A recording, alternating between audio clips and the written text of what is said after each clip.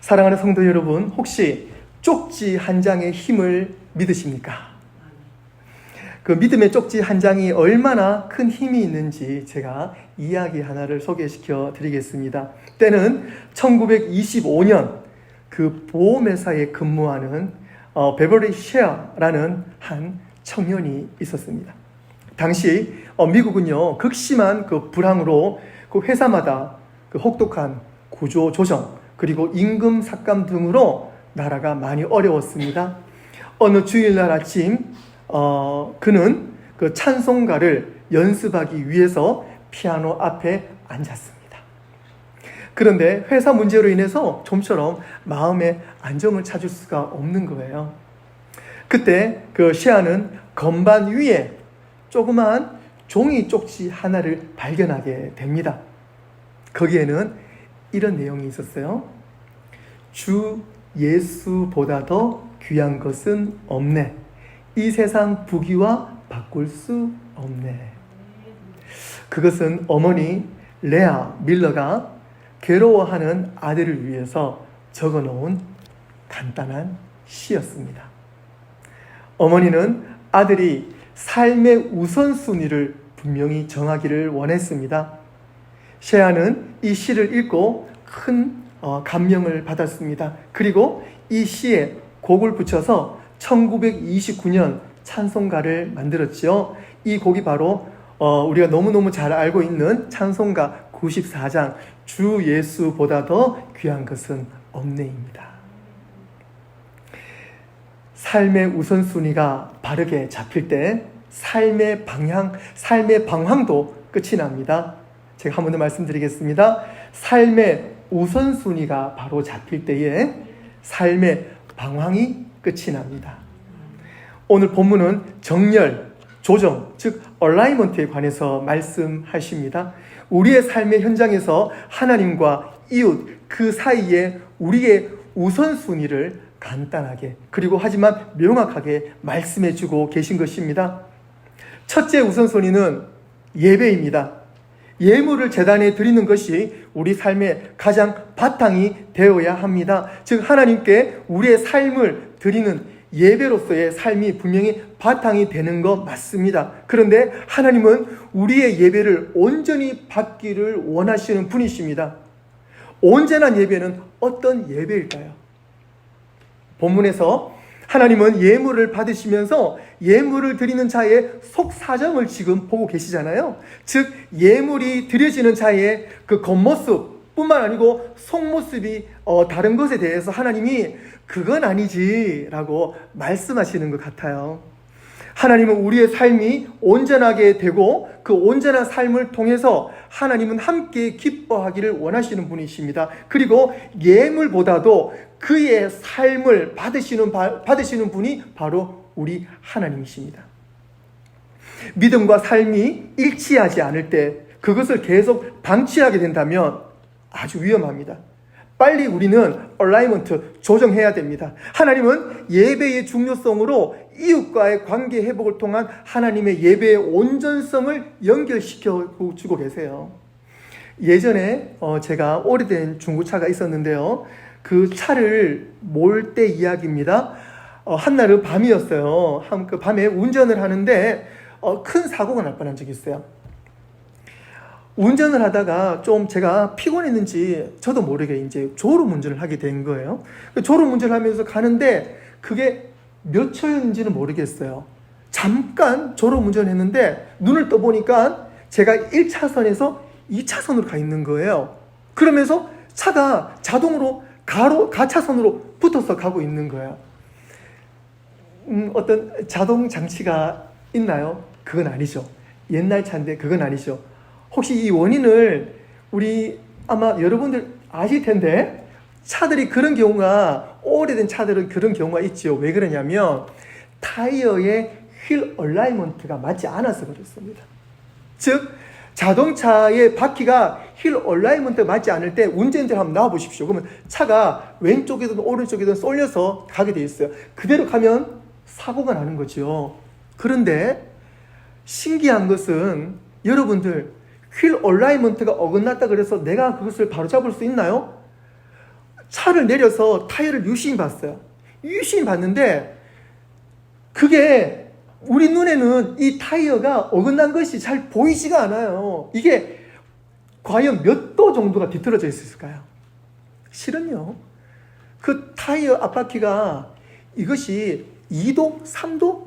제가 볼 때는 5도 넘지 않아요. 그러니까 우리가 볼 때는 분별하지 못할 정도로 어긋나 있지만 그 2도, 3도 약간 어긋나 있는 그 타이어로 인해서 방향이 완전히 달라진다는 사실입니다.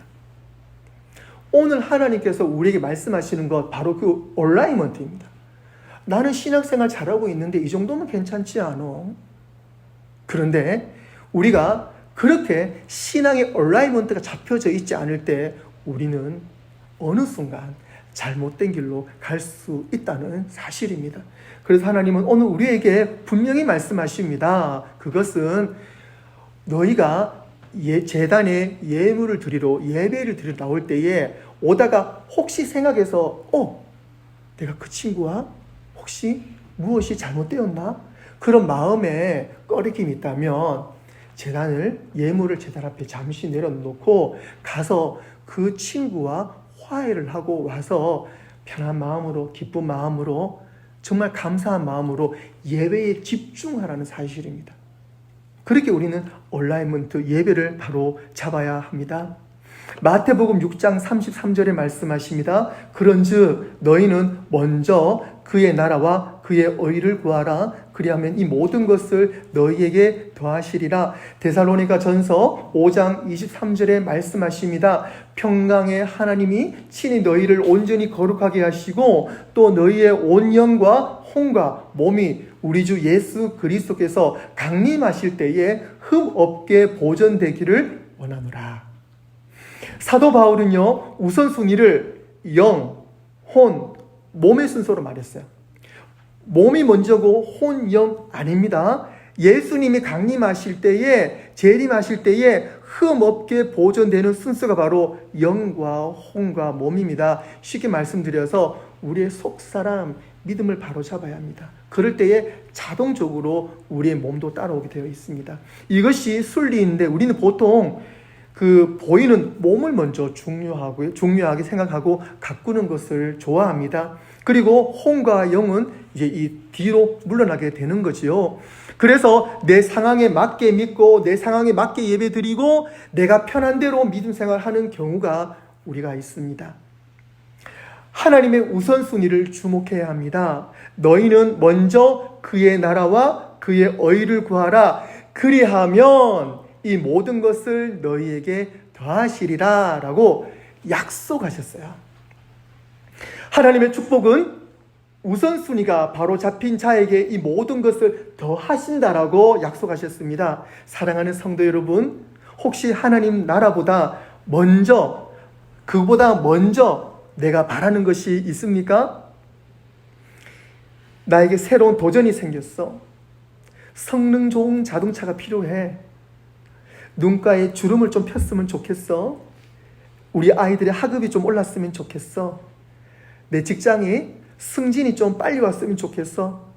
여행 가고 싶다. 그 아내와 남편이 사랑이 급하고 또 우리가 페이하고 있는 것이 빨리 페이오프가 됐으면 좋겠다. 골프 치시는 분들 언제쯤 싱글이 올까? 저는 100타만 와도 좋겠어요. 만약 하나님의 나라보다 더 바라는 것이 있다면 그것은 믿음의 함정이고 휠 얼라이먼트가 틀어졌다는 사실입니다. 바로 잡아야 합니다. 오늘 바로 잡아야 합니다.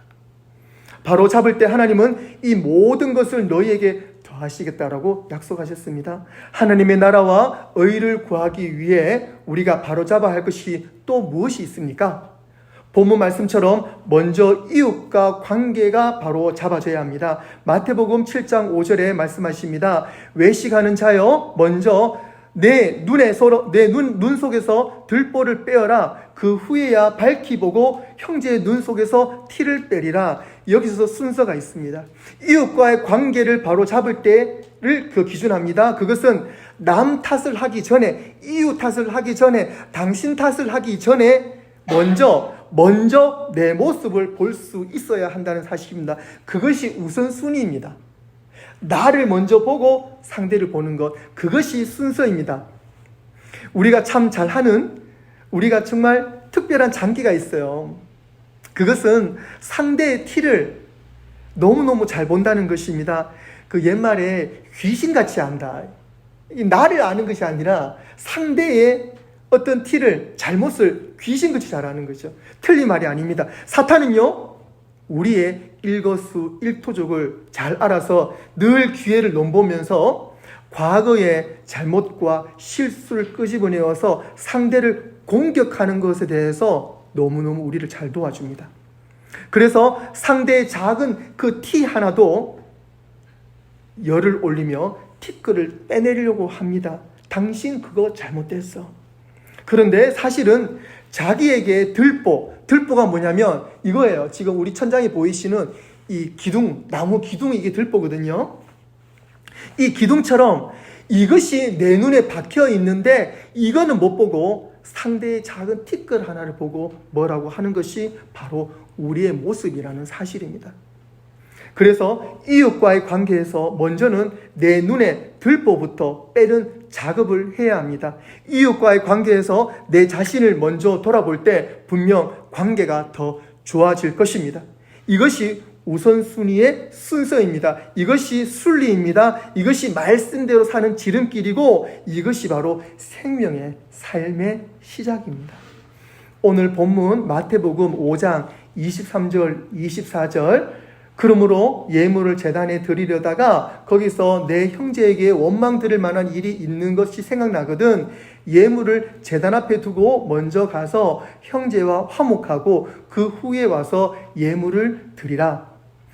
이웃과의 갈등과 상한 마음 가운데 있다면 예물을 또 예배를 그리고 확대해가지고 우리가 사역을 하고 봉사하는 이 모든 것이 사실은 아무 유익이 없다는 사실입니다. 먼저 가서 우리가 이웃과 형제, 자매와 화해부터 해야 됩니다. 이것이 관계의 우선순위입니다. 사랑하는 성도 여러분, 이 우선순위는 너무너무 중요합니다. 왜냐하면 이웃과 관계의 회복이 되지 않으면 예배가 예배로 드려질 수 없다는 이야기입니다. 하나님이 결코 기뻐 받으시지 않는다는 것입니다. 그래서 우리는 분명히 이웃과의 관계 회복이 우선순위가 되어야 된다는 사실입니다.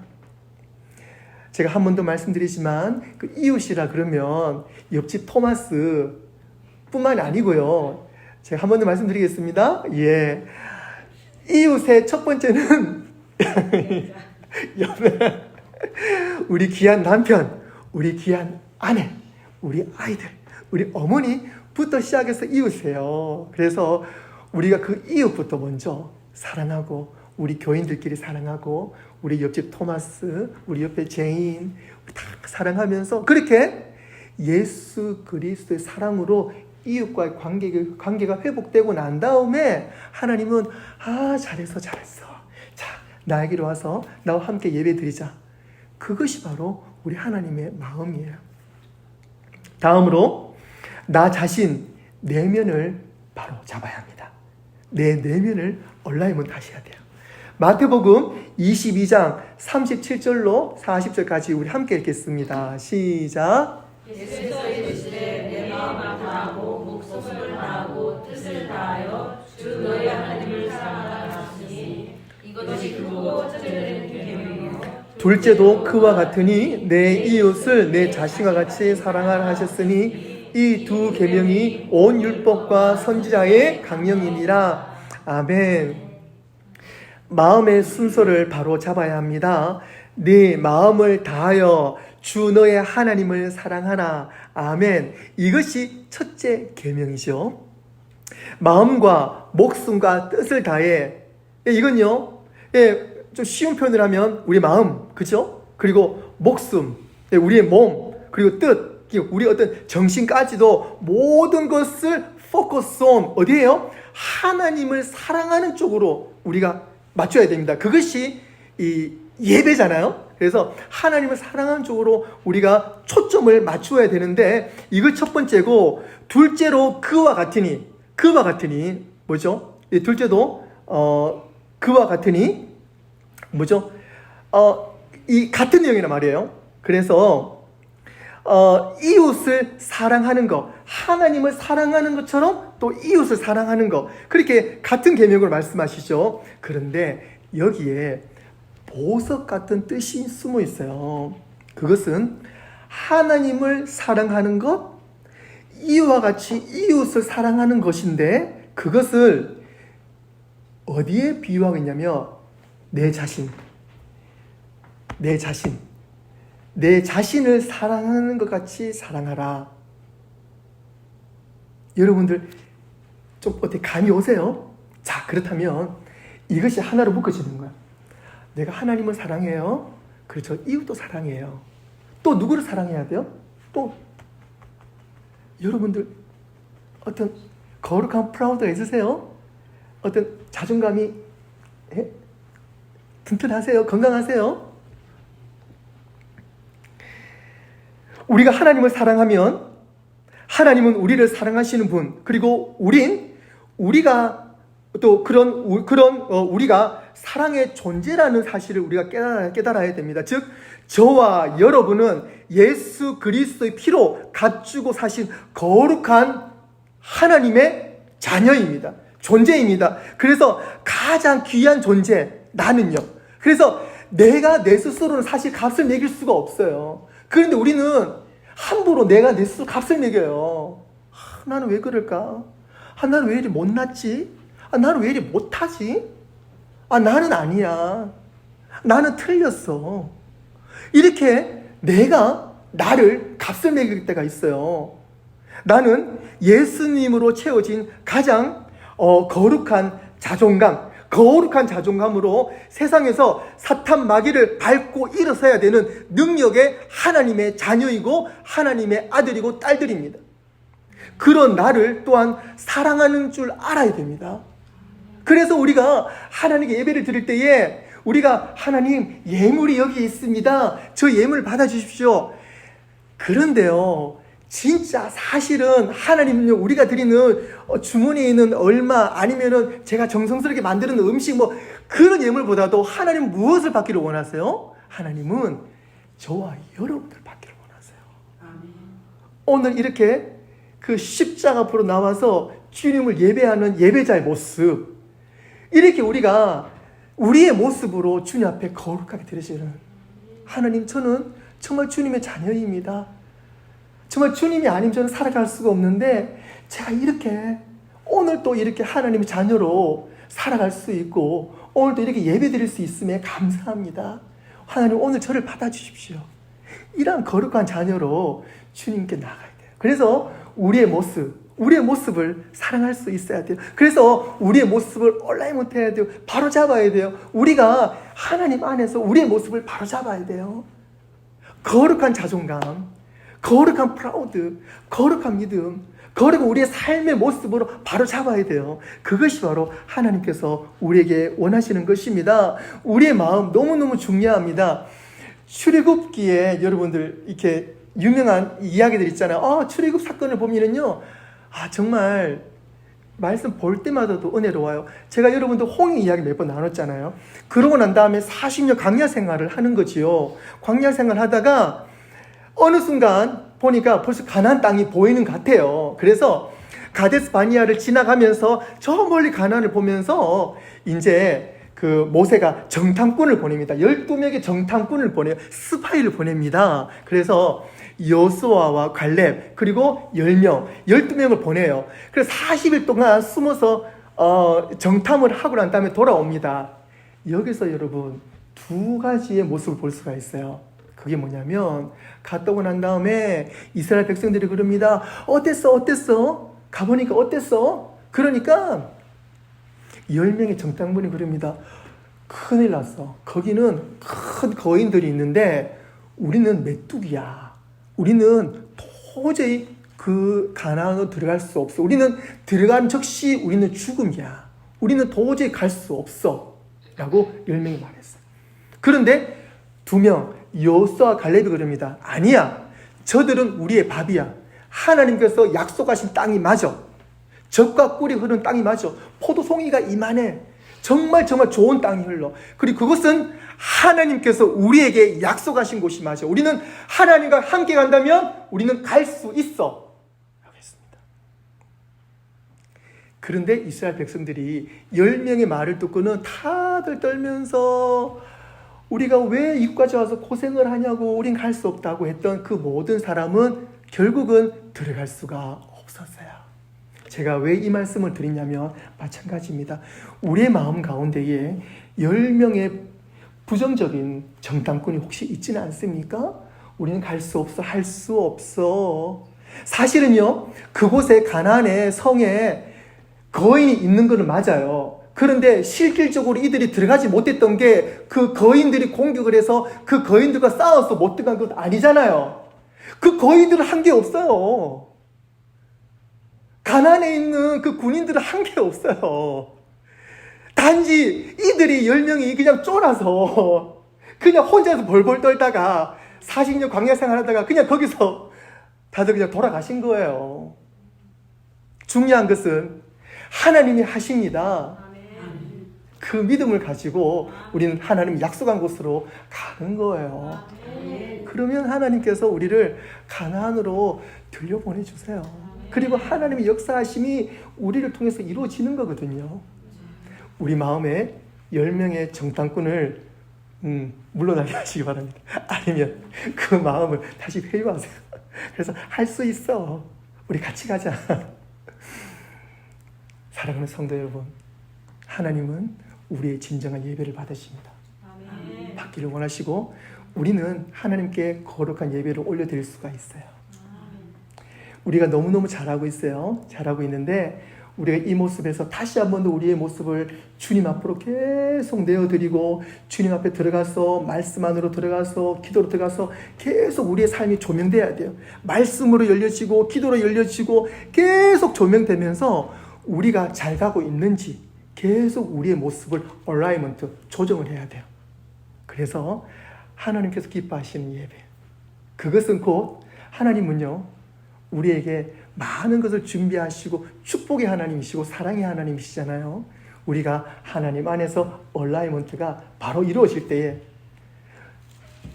좀 물러나면요 우리가 잘 있는 것처럼 보여요. 그런데 그거 아니잖아요.